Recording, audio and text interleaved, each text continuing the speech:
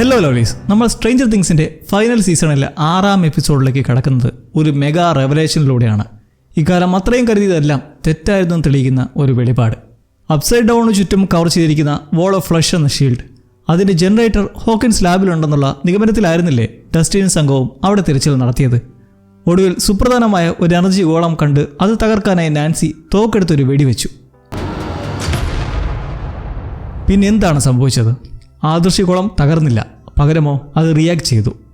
ബുള്ളറ്റിൻ്റെ ശതം മൂലം ഇൻവിസിബിളായിരുന്ന ആ ഊർജ്ജകോളം കലങ്ങി മറിഞ്ഞ് ചുവന്ന് ചാർജായി ഒരൊറ്റ ആന്തലാണ്.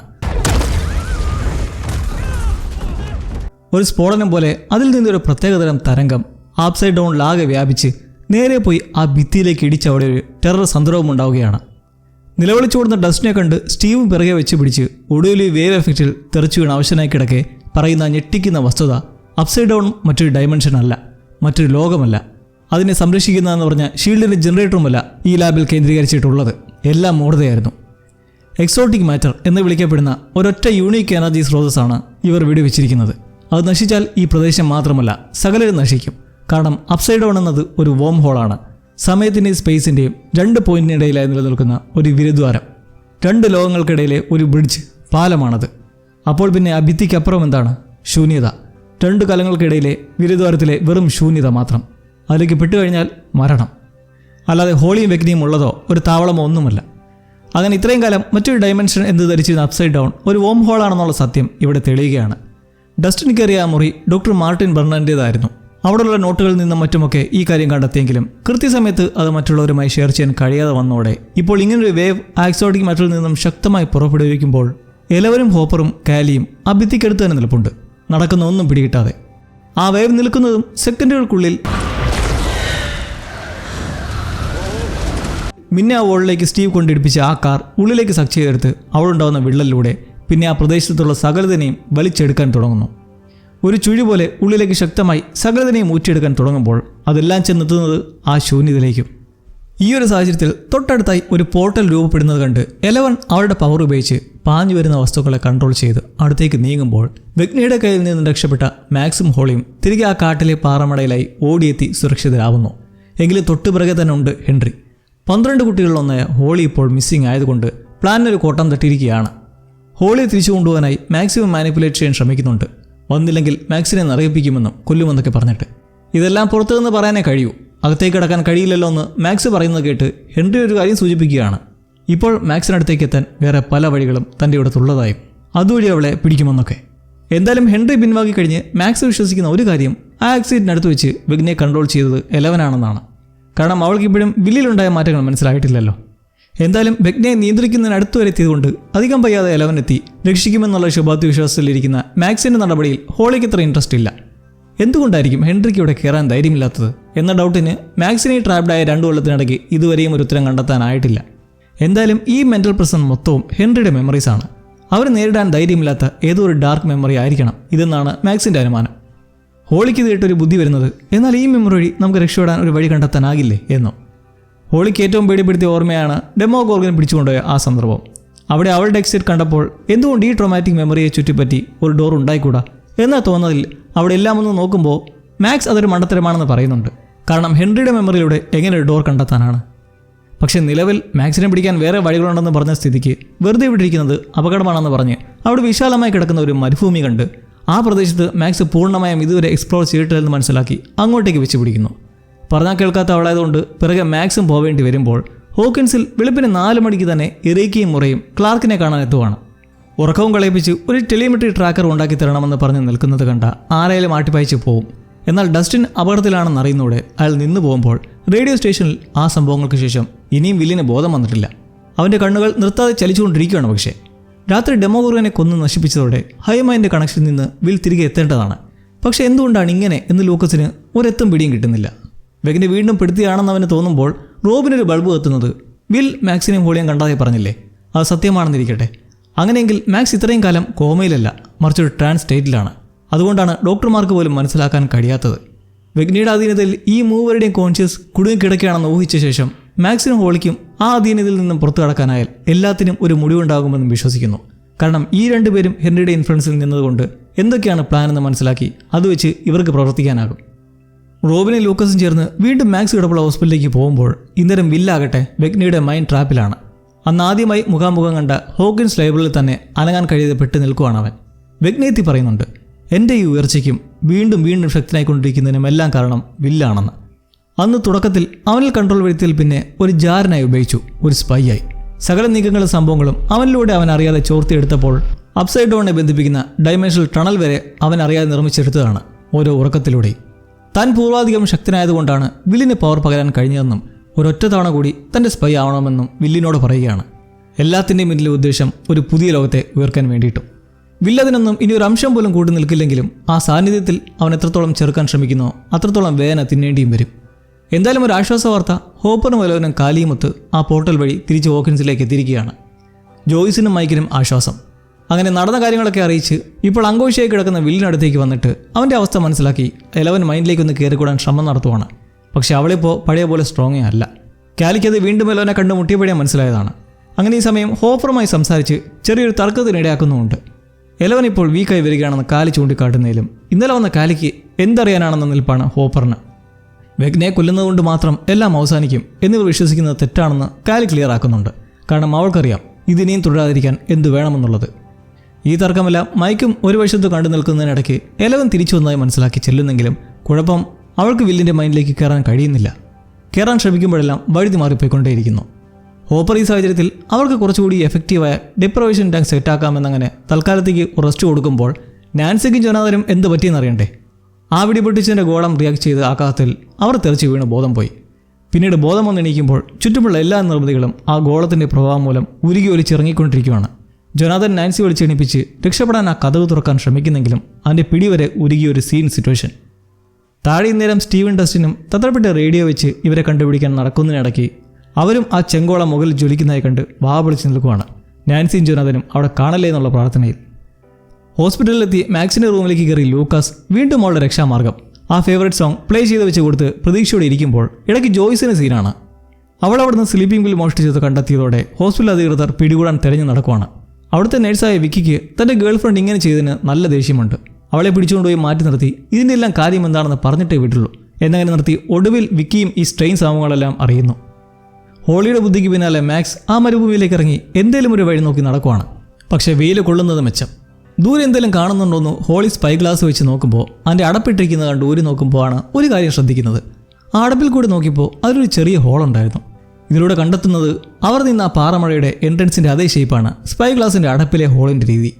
അങ്ങനെ ഹോളി മാക്സിനെയും കൂട്ടി കൃത്യം ഷേപ്പിനുള്ളിലായി ആ മഴ കാണത്തക്ക ആംഗിളിൽ നടന്ന് ആ ഒരു പോയിന്റിലെത്തുന്നതും ഒരു പലക ചവിട്ടി പിടിച്ച് മറന്നിരുന്ന ആഴത്തിലുള്ള അണ്ടർഗ്രൗണ്ടിലേക്കുള്ള വഴി തെളിയുവാണ്. അപ്പോൾ സ്പൈ ഗ്ലാസിൻ്റെ അടപ്പായിരുന്നു ക്ലൂ. മാക്സ് ഇതിൽ ഇംപ്രസ്ഡ് ആകുമ്പോൾ അവിടെ തടവിലായ വില്ലിന് ഇവളുമായി ബന്ധപ്പെട്ട എന്തോ ഫീലിംഗ് ഉണ്ടാവുന്നുണ്ട്.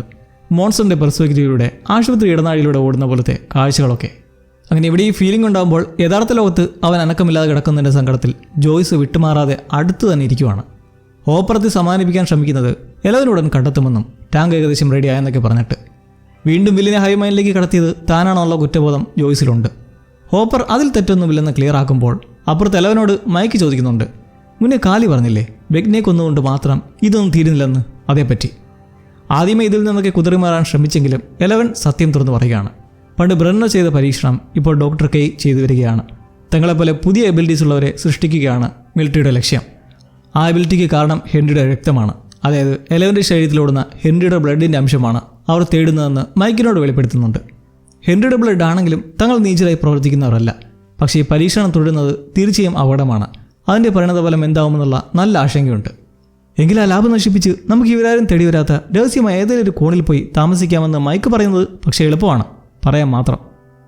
കെട്ടിടം ഒരുക്കിക്കൊണ്ടിരിക്കുന്ന ഒരു ഭീകര പ്രശ്നമാണ്. അവിടുന്ന് ഇവിടുന്നുമെല്ലാം ഭിത്തിയും ഇരുമ്പുമെല്ലാം ഉരുകി മുറി നിറഞ്ഞുകൊണ്ടിരിക്കുകയാണ്. നാൻസി അവിടെ കാണുന്ന ഒരു ഫർണിച്ചർ പൊട്ടിച്ച് അതിൻ്റെ പലകെടുത്ത് കതവ് കുത്തി പൊളിക്കാൻ അടിക്കുമ്പോൾ അതിലൂടെ വീണ്ടും ധാരാളം മെഴുക് ഉള്ളിലേക്ക് പൊട്ടി ഒഴുകാൻ തുടങ്ങുന്നു. പോരാത്തിന് മുകളിലെ ഭാഗം പൊട്ടി കുറേ അവിടുന്ന്. ഇനി എന്താ ചെയ്യുക? അവിടെയുള്ള ടേബിളിൽ കയറി നിന്ന് മുകളിലേക്ക് നോക്കി രക്ഷിക്കണേന്ന് അലറി വിളിക്കുവാണ് സ്റ്റീവൻ ഡസ്റ്റിൻ കേൾക്കാനായിട്ട്. അവരാകട്ടെ പടി കയറി പാഞ്ഞടുത്തുകൊണ്ടിരിക്കുന്നു. ഡസ്റ്റിന് നല്ല പേടിയുണ്ട്. സ്റ്റീവിനോട് അപകടമാണ് അങ്ങോട്ടേക്ക് പോകണ്ടെന്നൊക്കെ പറയുന്നതിലും നാൻസി രക്ഷിച്ചേ പറ്റൂ. ഈ പറഞ്ഞ പോലെ ഒരു പടിയിലേക്ക് കയറാൻ പോകുന്നതും ഉരുകിളകി വലിയൊരു ഭാഗം താഴെ കടർന്നങ്ങ് വീഴുവാണ്. ഇനി പോകണമെങ്കിൽ ആ ഭാഗം കടക്കണം. സ്റ്റീവ് ഒരു ഏണി എടുത്ത് വെച്ച് കയറാൻ നോക്കുന്നതും ഡസ്റ്റിൻ പിടിച്ചിട്ട് ചെയ്യരുതെന്ന് പറഞ്ഞ് വല്ലാണ്ട് ഇമോഷണൽ ആവുകയാണ്. കാരണം അവൻ്റെ മുന്നിൽ ഇതുപോലൊരു സാഹചര്യത്തിൽ ഒറ്റ സുഹൃത്ത് പോയതിൻ്റെ വിഷമം ഇപ്പോഴും വേട്ടയാടിക്കൊണ്ടിരിക്കുകയാണ്. ഇനിയും ആരും അപകടത്തിൽ ചെന്ന് ചാടുന്നത് കാണാനുള്ള ത്രാണി അവനില്ല. സ്റ്റീവനെ കെട്ടിപ്പിടിച്ച് കരയുന്നു. ഇനി നീയും കൂടി പോയി ചാവാൻ നിൽക്കില്ലേ എന്ന് പറഞ്ഞുകൊണ്ട്. ഡസ്റ്റിൻ്റെ ആ ഒരു സങ്കടം തികച്ചും സ്റ്റീവനെ റിയലൈസ് ചെയ്യിക്കുന്നുണ്ട്. പുറമെ എത്രയൊക്കെ ചാടിക്കടിച്ചാലും ഉള്ളിൽ പരസ്പരമുള്ള കരുതൽ തന്നെ മുഖ്യം. ഉള്ളിലുള്ള സത്യം ഇവിടെ മാത്രമല്ല, മുകളിലും പുറത്തു വരികയാണ്. ഇനി ആരും വരാൻ പോകുന്ന ഏകദേശം മനസ്സിലായി കഴിഞ്ഞു നാൻസിക്കും ജോനാഥനും. ഇതാണ് തങ്ങളുടെ ജീവിതത്തിലെ അവസാന നിമിഷങ്ങളെന്നവർ തിരിച്ചറിഞ്ഞു നിൽക്കെ മനസ്സിലുള്ളത് തുറന്നു പറയാൻ തുടങ്ങുന്നു. ഏച്ചു കിട്ടിയ ഒന്ന് മാത്രമായിരുന്നു ഇവരുടെ റിലേഷൻഷിപ്പ്. ഒരാൾക്ക് സന്തോഷമേക്കാൻ മറ്റൊരാൾ അയാളുടെ ഇഷ്ടം മറച്ചുവെച്ച് കൂടെ അങ്ങനെ നിന്ന് തുള്ളി. ഇരുവർക്കും മിക്ക കാര്യങ്ങളിലും പരസ്പരം അങ്ങോട്ടും ഇങ്ങോട്ടും ശക്തമായ വിയോജിപ്പുകൾ ഉണ്ടെങ്കിലും അതൊന്നും തുറന്നു കാട്ടിയില്ല, പ്രണയത്തെ ബാധിക്കാതിരിക്കാൻ. പക്ഷേ അതൊക്കെ എന്തിനായിരുന്നു എന്നിപ്പോൾ തോന്നുവാണ്. ഒരു സുഖവും മനസ്സിൽ ലഭിച്ചിട്ടേ ഇല്ല അങ്ങനെ ചെയ്തുകൊണ്ടൊന്നും. ഒടുവിലായി ജോനാഥൻ നാൻസിയെ പ്രപ്പോസ് ചെയ്യാൻ കൂടെ കരുതിയിരുന്ന മോതിരവും കാണിച്ചു കൊടുക്കുകയാണ്. ഇനി ഇത് വെച്ച് വിൽ യു മാരി മീ എന്ന് പറഞ്ഞിട്ടൊരു കാര്യവുമില്ല. ഈ നിമിഷത്തിൻ്റെ കാര്യം വെച്ച് മാത്രമല്ല, പരസ്പരം യോജിപ്പുള്ളവരല്ല തങ്ങളെന്ന് രണ്ടുപേർക്കും ബോധ്യമായി. സ്റ്റീവിൻ്റെ കാര്യത്തിൽ നാൻസിക്ക് അവനൊരു സുഹൃത്തെന്നുള്ളപരി വേറൊന്നുമില്ല എന്ന് ജോനാഥനെ ക്ലിയറാക്കി അങ്ങനെ ആ മോതിരം ഉപേക്ഷിക്കുമ്പോൾ അത് തറയിലേക്ക് ഉരുണ്ടുപോയി വീഴുകയാണ്. അപ്പോൾ തറ ഉറച്ചിരിക്കുന്നു. ആ ഉരുകളിൽ നിന്ന് വീണ്ടും എല്ലാം ഉറഞ്ഞിരിക്കുന്നു. രണ്ടുപേരും സേഫ്. എന്തായാലും ഇങ്ങനൊരു സാഹചര്യം ഉണ്ടായതുകൊണ്ട് രണ്ടുപേരുടെയും മനസ്സും തെളിഞ്ഞു. വെടിയുണ്ടേറ്റപ്പോൾ ഉണ്ടായ റിയാക്ഷൻ മൂലമായിരുന്നു ബിൽഡിംഗ് മെൽറ്റ് ചെയ്യാൻ തുടങ്ങിയത്. അതിൻ്റെ എഫക്റ്റിൽ കുറച്ചു നേരം മാത്രം ഉണ്ടാവാറുള്ള ആ ഉരുകൾ നിൽക്കുമ്പോൾ ആ തുരങ്കം ഹോളി മാക്സും എന്താണെന്നറിയാൻ ഇറങ്ങുമ്പോൾ ഒരു കണ്ണടയും ചോരയും ഒക്കെ കാണാം. ആരോ മുകളിൽ നിന്ന് വീണ പോലെ. നടന്നുള്ളിലേക്ക് ചെല്ലവേ ഒരാൾ വിരണ്ടിരിക്കുവാണ്. കയ്യിലൊരു പെട്ടിയും തൂക്കുമൊക്കെ ഉണ്ട്. ആൾക്കടുത്തേക്ക് കുഞ്ഞു ഹെൻറി വരുന്ന ഒരു മെമ്മറിയാണ്. പുള്ളിയെ ശാന്തനാക്കി സഹായിക്കാനെന്ന പോലെയാണ് ഹെൻറി അടുക്കുന്നത്. പക്ഷേ വിരണ്ടു നിൽക്കുന്ന പുള്ളി ഹെൻറിയെ വെടിവെച്ച് അതവൻ്റെ കൈപ്പത്തിയിൽ കൊള്ളുന്നതും വീണ്ടും എന്തെങ്കിലും ചെയ്യും മുന്നേ അവനോടിപ്പോയി തോക്ക് തട്ടി മാറ്റി അടുത്തിടുന്നൊരു പാറക്കല്ല് വെച്ച് അയാളുടെ തലയടിച്ച് പൊളിച്ച് കൊല്ലുന്നൊരു വല്ലാത്ത കാഴ്ച. മാക്സ് അവളെ പിടിച്ചു മാറ്റി മറ്റൊരു വശത്തേക്ക് ചെല്ലുമ്പോൾ മൊത്തം പാറക്കല്ലുകൾ കൂട്ടിയിട്ടിരിക്കുന്നു. അപ്പുറം കടക്കാൻ അതെല്ലാം മാക്സ് എടുത്ത് മാറ്റുന്ന സമയം പിന്നെ എന്ത് സംഭവിച്ചെന്നറിയാൻ ഹോളി മെല്ലെ നിന്ന് നോക്കുമ്പോൾ കാണുന്നത് ഹെൻറി ആ പെട്ടി തുറക്കുന്നത്. എന്തോ കോൾഡ് സ്റ്റോറേജ് ബോക്സ് ആണെന്ന് മാത്രം മനസ്സിലാവുമ്പോഴേ മാക്സ് അവളെ പിടിച്ചുകൊണ്ടുപോയി പറയുന്നത് ഒരു വലിയ കാര്യമാണ്. നമ്മൾ എക്സിറ്റിലേക്കുള്ള വഴി കണ്ടെത്തിയിരിക്കുന്നു. നീ പറഞ്ഞത് ശരി തന്നെയായിരുന്നു. ആ പാറക്കോട്ടങ്ങൾക്കപ്പുറമാണതുള്ളത്. അങ്ങനെ വിദൂരത്ത് നിന്നായി മാക്സിൻ്റെ ഫേവററ്റ് സോങ് കേട്ട് അവർ കല്ലിളക്കി മാറ്റാൻ തുടങ്ങുന്നതും ഹോസ്പിറ്റലിൽ ലൂക്കസ് കാണുവാണ്. മാക്സിൽ മാറ്റങ്ങൾ. അവരുടെ കണ്ണുകൾ ചലിച്ചു തുടങ്ങിയിരിക്കുന്നു. മാക്സ് തിരികെ വരാൻ പോവാണോ? യെസ്. പക്ഷേ ചെറിയൊരു പ്രശ്നമുണ്ട്. ആ പ്രശ്നം 11 ഡെപ്രവേഷൻ ടാങ്കുകളിൽ പ്രവർത്തിച്ച് കട്ടിൽ കിടക്കുന്ന വില്ലിൻ്റെ മൈൻഡിലൂടെ ആ ട്രാപ്ഡായിരിക്കുന്ന ലൈബ്രറിയിലേക്ക് എത്തി കാണുമ്പോഴാണ് നമ്മൾ അറിയുന്നത്. വെഗ്ന പറഞ്ഞു, നിന്നെ കൊണ്ട് ഒരു തവണ കൂടി എനിക്ക് സ്പൈ ചെയ്യണം. ആ ചാരപ്രവൃത്തി മറ്റൊന്നുമല്ലായിരുന്നു, അവനെ മാക്സിമം സ്ട്രെയിൻ ചെയ്യിച്ച് മാക്സ് എവിടെ ഉണ്ടെന്ന് കണ്ടെത്തുക എന്നതായിരുന്നു. അവൾ ആസ്പത്രിയിലാണെന്ന് അതുവഴി അറിഞ്ഞപ്പോൾ ഇതാണ് ഹെൻറി ആ സമയത്ത് മാക്സിനോടെ പറഞ്ഞ മറ്റൊരു വഴി. വില്ലിൻ്റെ കോൺഷ്യസ്നെസ് തിരികെ എത്തിച്ച് പുറത്തേക്കെത്തുന്ന 11 കൂട്ടരോടായി മാക്സ് അപകടത്തിലാണെന്ന് തത്രപ്പെട്ട് അറിയിക്കുമ്പോൾ അവിടെ ഹോസ്പിറ്റലിൽ സ്ട്രേഞ്ചർ വിഷയങ്ങൾ അറിഞ്ഞ വിക്കി പിന്നീട് റോബിനോടായി നിനക്ക് പ്രാന്താണ്, നീ ഡ്രഗ്സിലാണ്, നിനക്ക് നല്ല മെഡിക്കൽ കെയർ വേണമെന്നൊക്കെ പറഞ്ഞ് നിന്ന് തുള്ളുവാണ്. ഈ ഒരു സമയത്താണ് മിലിറ്ററിക്കാർ കുറച്ച് പേർ ഹോസ്പിറ്റലിലേക്ക് എത്തുന്നത്. പെയ്യെ വരിയാൻ നോക്കുന്നതിലും അവളെ പിടിച്ചങ്ങനെ നടക്കുമ്പോൾ ലൈറ്റ് എല്ലാം ഫ്ലിക്കർ ആവുകയാണ്. ഇതൊട്ടും നല്ല ശകനമല്ലെന്ന് റോബിന് 100ൽ 110% ഉറപ്പാണ്. ഹോസ്പിറ്റലിൽ നിന്ന് എല്ലാവരെയും അത്യാവശ്യമായി മാറ്റണമെന്ന് പറയുന്നത് ആരും ഗവനിക്കാതെ നിൽക്കെ അവിടേക്ക് അത് എത്തുകയാണ്. വെഗ്ന പറഞ്ഞു വിട്ട ഡെമോ ഡോഗുകൾ. പട്ടികളെ പോലെ ഈ രാക്ഷസ ജീവികൾ നേരെ മാക്സിനടുത്തേക്കാണ് പായുന്നത്. ഇടയിലുള്ള വേറെ ആരും അതുങ്ങളുടെ വിഷയമേ അല്ല. റോബിനുടെ അനൗൺസ്മെന്റിലായി ലൂക്കസിനോട് ഡെമോ ഡോഗുകൾ അങ്ങോട്ടേക്ക് പാഞ്ഞെടുക്കുന്നുണ്ടെന്നും വേഗം മാക്സിനെ താഴെ ബേസ്മെന്റിലേക്ക് എത്തിക്കാൻ പറഞ്ഞ് അങ്ങോട്ടേക്ക് പോകുമ്പോൾ മറ്റേ ലൈറ്റ് മിനിയപ്പോഴേ നമ്മുടെ കാരൻ ചാടി എഴുന്നേറ്റു. മുന്നേ ഹോളി കൊണ്ടുപോയ സമയത്തും ഇങ്ങനെ ആയിരുന്നല്ലോ. ഒപ്പം റോബിൻ്റെ അനൗൺസ്മെന്റ് കേട്ടതോടെ അവർ അവശതയൊന്നും വകവയ്ക്കാതെ എഴുന്നേൽക്കുവാണ്. ഒട്ടും വൈകിലും പിള്ളേർക്ക് അവിടെ ആപത്തുണ്ടായാൽ അവർ വെറുതെ ഇരിക്കില്ല. ഇന്നേരം ലൂക്കസ് മാക്സിനെയും എടുത്ത് റേഡിയോയിൽ പാട്ട് നിർത്താതെ കേൾപ്പിച്ച് ഒരു തരത്തിൽ ഡെമോഡോഗിൻ്റെ വായിൽ നിന്ന് കഷ്ടിച്ച് രക്ഷപ്പെട്ട് ലെബനീസുകളൊത്ത് ബേസ്മെന്റിൽ കയറി കഥകളെല്ലാം അടയ്ക്കുന്നെങ്കിലും ഡെമോ നായ്ക്കൾ ചുറ്റും വലഞ്ഞു കഴിഞ്ഞു. റോബിനെ തെറ്റിദ്ധരിച്ചതിന് വിക്കി ക്ഷമ പറഞ്ഞിരിക്കെ ഇടിച്ചു തള്ളി തുറന്നകത്തേക്ക് 3 എണ്ണം.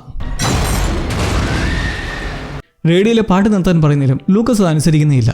കാരണം മാക്സ് തിരികെ വരുവാണെന്നുള്ള വിശ്വാസം അവനെ. അങ്ങനെ ചുറ്റും വരുന്ന ഡെമോ ഡോഗ്സ് അനക്കം കണ്ട് ഒരു വാഷിംഗ് മെഷീൻ അടുത്തേക്ക് പോയി കൗതുകത്തോടെ നോക്കുവാണ്. ഉള്ളിൽ ഓക്സിജൻ സിലിണ്ടർ കിടന്ന് കറങ്ങുന്നു. തൊട്ടുമുമ്പ് കാരൻ കണ്ട അതേ ഹൈലി ഇൻഫ്ലേമബിൾ സിലിണ്ടർ. കൗതുകം ലേശം കൂടുതലാണ്. 3 എണ്ണവും മെരിഞ്ഞു വീഴുന്നതോടെ പിള്ളേർ സേഫ്. കാരൻ അവർ വീണ്ടും രക്ഷിച്ചിരിക്കുകയാണ് കുട്ടികളെ. ധീരയായ വനിത. പാറകൾ മാറ്റി എക്സിറ്റ് മുന്നിലേക്ക് എത്തി നിൽക്കുന്ന മാക്സും ഹോളിയും. ലൂക്കസ് മാക്സിനെ പിടിച്ചു നിൽക്കുന്ന ആ ഒരു പോർട്ടൽ പക്ഷെ അവൾക്കുള്ളത് മാത്രമാണ്. അവരവരുടേതായ പോർട്ടലിലൂടെ മാത്രമേ കോൺസിസ്റ്റൻസിന് ബോഡിയിലേക്ക് എത്താൻ സാധിക്കുകയുള്ളൂ. അതുകൊണ്ട് ഈ പോർട്ടലിലൂടെ ഹോളിക്ക് കടക്കാനാകില്ല എന്നതൊരു വിഷയവും. മുൻപ് വീട്ടിൽ വെച്ച് ആ എക്സിറ്റ് ഡോർ കണ്ടെത്തിയത് ഹോളിയുടെ തിരിച്ചുപോക്കിൻ്റെതായിരുന്നു.